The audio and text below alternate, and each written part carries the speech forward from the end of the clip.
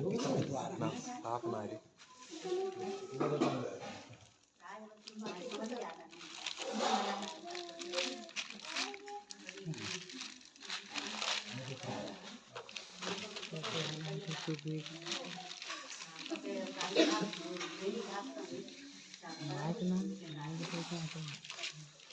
बाहर बना ऑर्डर करते हुए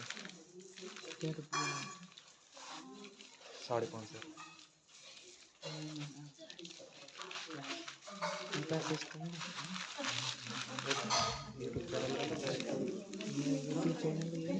नहीं तू नहीं डर रहा होगा मोबाइल ओपन कर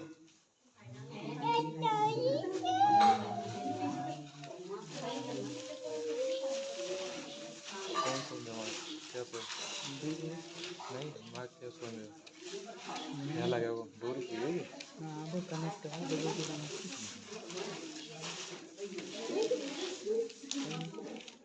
वही सही है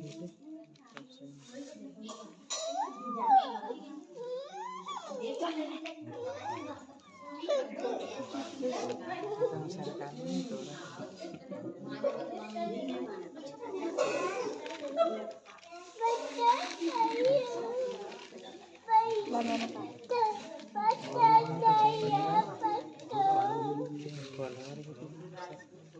होंगे अभी बना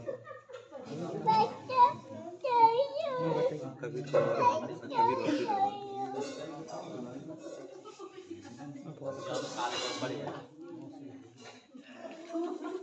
मूड का ठिकाना रह पाना स्वयं की स्थिति है ये। शारीरिक पीड़ा का कोई ऐसा कोई कारण नहीं है, लेकिन मूड का ठीक ना रह पाना ये जरूर जिक्र आ रहा है कि मूड का ठीक ना रह पाना। मानसिक तनाव है और ये बात आ रही है मन का विषय, इसमें लिखा है कि मन यानी मूड, ये सब काया मन से चलती है, मन ही माध्यम होता है, मन के माध्यम से ये शरीर चलता है। तो मूड का जो जिक्र आया है वो शरीर से संबंधित है, अलग तो है नहीं। अब मूड में कहाँ ठिकाना नहीं ये बता, कहाँ लगे रहते हो मूड? ये जो विषय आया है तेरा मूड का ठिकाना रह पा रहा है, वो तो रुका बात कर और का परेशान है तो सही है कि मूड का ही विषय तेरा खान पीन कैसा है बढ़िया ना तभी तो भैया मैंने खान पीन कैसा है तुम्हारी नजर में तो हर चीज सही है, मेरी नजर में सही ना है। मांस खाते का 2 पानी को 4 पानी को तू ऐसे घर को यहाँ पे तुम्हें कैसा खाते हो मेरे घर में सारे पूरी पता है साला बेकार हो गया खाने में नहीं पीने में हो गया सारा लेने के समय पड़ा तो सब हमको तो बांट लेने के मारे माँ बाप को भैया को साले मर जाए तीनों चारों तो बढ़िया है अपन पेज का पाठ है यार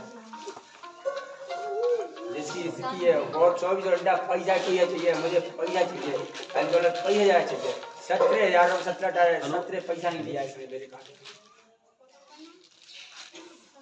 हाँ बोलो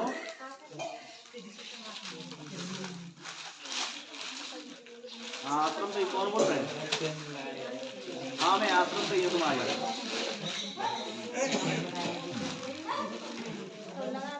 24 घंटा महाराज जी पैसा चाहिए आधे लाख अब सुन मेरी बात बात अभी अधूरी रहेगी तो बात अभी और चलेगी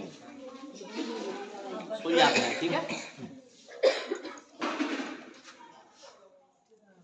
तो काका ये थी कि बेटी मान गुरु की सीख धर्म पे टिके जाना, वो बात अधूरी रहेगी, बात टाइम पे भोजन खाए चलेगी।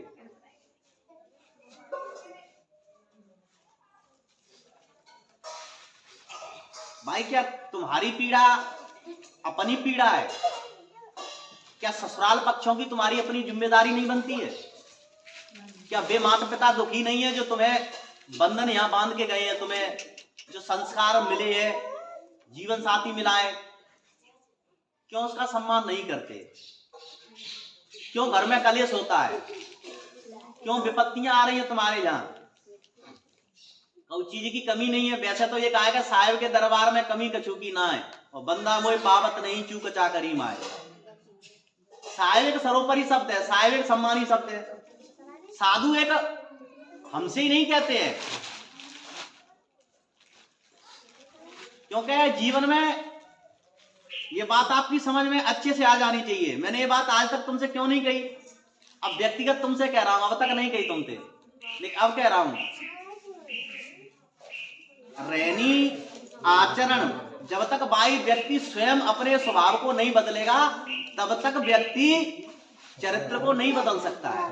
मैं कितना भी प्रयास करूं प्रसाद पे या लिख के विचार कर लूं, प्रसाद दे दूं, जब तक व्यक्ति स्वयं उसमें आचरण धारण नहीं करेगा तब तक जीवन में लाभ, रति भर लाभ नहीं मिलेगा।